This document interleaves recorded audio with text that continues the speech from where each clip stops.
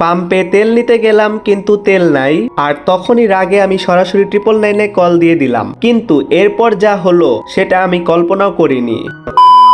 আসসালামু আলাইকুম এভরিওয়ান, কি অবস্থা সবার? আশা করি সবাই ভালো আছো। আল্লাহর রহমতে আমিও খুব ভালো আছি। তোমরা কম বেশি অনেকেই কিন্তু টিকটক আর ইউটিউবের মাধ্যমে দেখতে পারতেছো বর্তমানে তেলের একটি সংকট সামনে হবে। আবার অনেকেই টিকটকে দেখতেছো তেলের পাম্পে বিশাল লাইন। গাইস, আসলে কি বাংলাদেশে তেলের সংকট হবে, নাকি শুধু শুধু তারা এটি সিন্ডিকেট করতেছে? তো চলো, এর জন্য আমি পাম্পে চলে গেলাম সরাসরি। সো আমি রেডিও কলোনি পাম্পে আসছি, কারণ আমাদের নবীনগর পাম্পেও তেল নাই। বলতেছে তেল নাই, বাট তেল আছে 100%। তো আমি রেডিও কলোনি পাম্পে আসছি, আসার পরে দেখি এখানে বাঁশ দিয়ে রাখছে, চারপাশে বাঁশ দিয়ে রাখছে, কোনো লোকও নাই। তো তখন আমি কয়েকটা বাইকারের সাথে কথা বললাম যে ভাই, কিছু কিছু জায়গায় দেখলাম যে তেল না থাকলে বা তেল না দিলে 999-এ কল দিতে। তো আমি 999-এ কল দিলাম। 999-এ কল দেওয়ার পরে ফার্স্টে বললো যে বাংলা শুনতে 1, ইংলিশ শুনতে 2। তো আমি একে ক্লিক করলাম।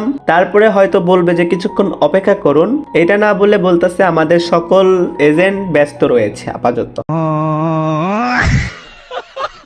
তো এ হলো আমাদের ডিজিটাল বাংলাদেশ।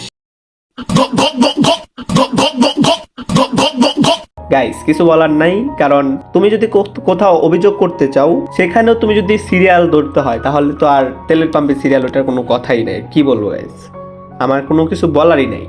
এই হলো আমাদের সোনার বাংলাদেশ। সো তেলের সংকট হবে 100%। সো অবশ্যই তোমরা যারা বর্তমানে বাইক চালাও, অযথা বাইক বের করো না।